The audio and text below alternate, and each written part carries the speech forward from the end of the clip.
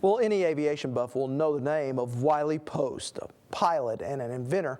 Post was behind the controls of the plane that went down, killing both Will Rogers and himself. But as Andy Barth explains, his life was much more than that fateful day, and that heritage is still honored today in Oologah. Well, every year, pilots from around the nation climb into all types of aircraft, from puddle jumpers to contraptions with parachutes. Their destination?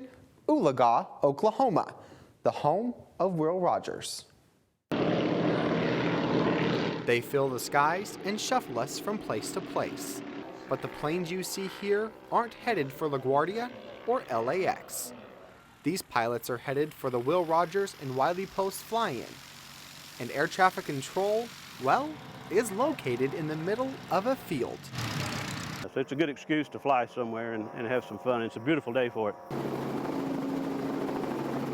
Greg Merrill is a second-generation pilot and says flying is a way of life.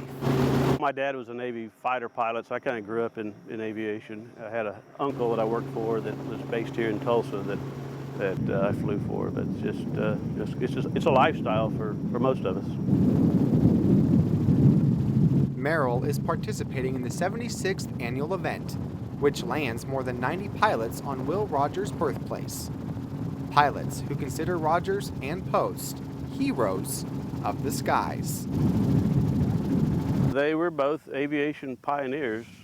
You know, they were back in the days when it was truly dangerous, and they were breaking new ground when they flew. You know, they were learning how to fly. They were learning what airplanes did, and you know, so everything we know today is based on our pioneers in the future, on you know, their experimentation and their courage and their learning. So you know, we owe them a lot, really.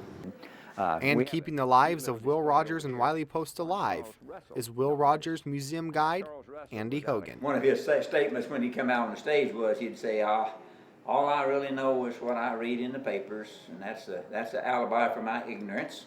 Wiley Post was quite a pilot in his day, probably did more for aviation than Charles Lindbergh. And Post was known for being extraordinary. 1931, he set a speed record around the world, 8 days and 15 hours, and then 2 years later, he cut that time down to 7 days and 19 hours. Aside from setting and breaking his speed records, Wiley Post invented the pressurized spacesuit and set an altitude record of flying over 5 miles high. And on that same flight, Post discovered the jet stream, today's highway in the sky. Now each year, the event takes place on the anniversary of the death of Will Rogers and Wiley Post. This year's fly-in will be held Sunday, August 12th at the ranch where Will Rogers was born.